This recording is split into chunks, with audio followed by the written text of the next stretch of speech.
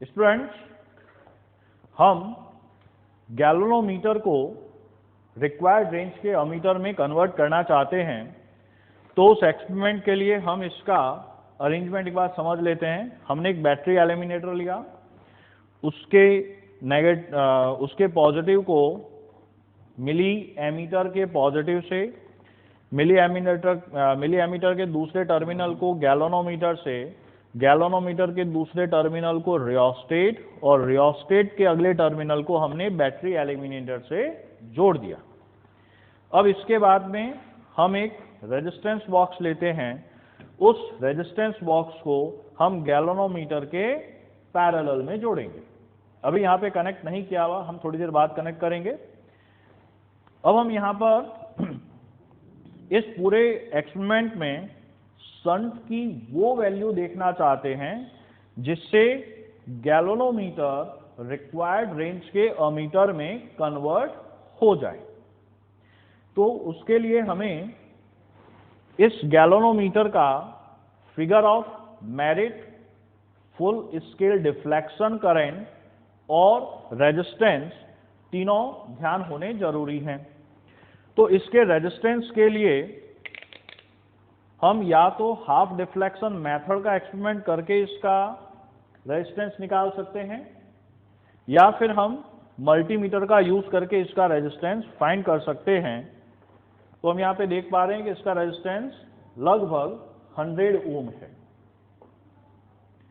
अब इसके figure of merit की बात करें तो इस इंस्ट्रूमेंट पर पहले से ही इसका figure of merit 20 micro ampere पर डिवीजन गिवन है।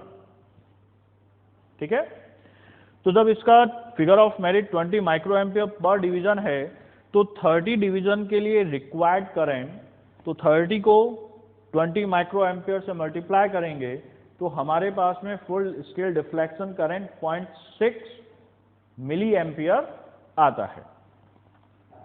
तो हम इस एक्सपेरिमेंट को शुरू करके उसकी रीडिंग लेते हैं, लेकिन हम यहाँ पर दो रेंज के लिए कैलकुलेट करना चाहते हैं।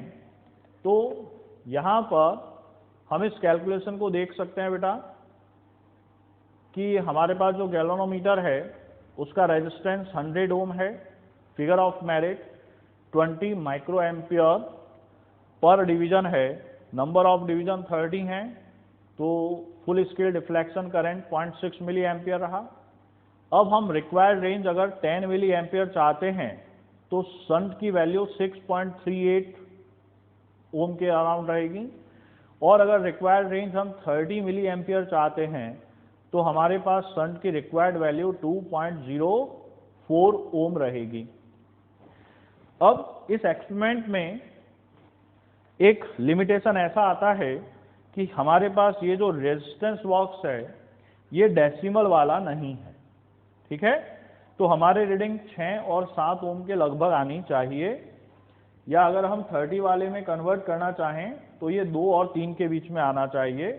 उसके बाद में जब हम अप्रॉक्स चेक करेंगे कि हाँ ऐसा हो रहा है, फिर हम इस स्टैंडर्ड गेज वायर की मदद से रीडिंग लाने की कोशिश करते हैं।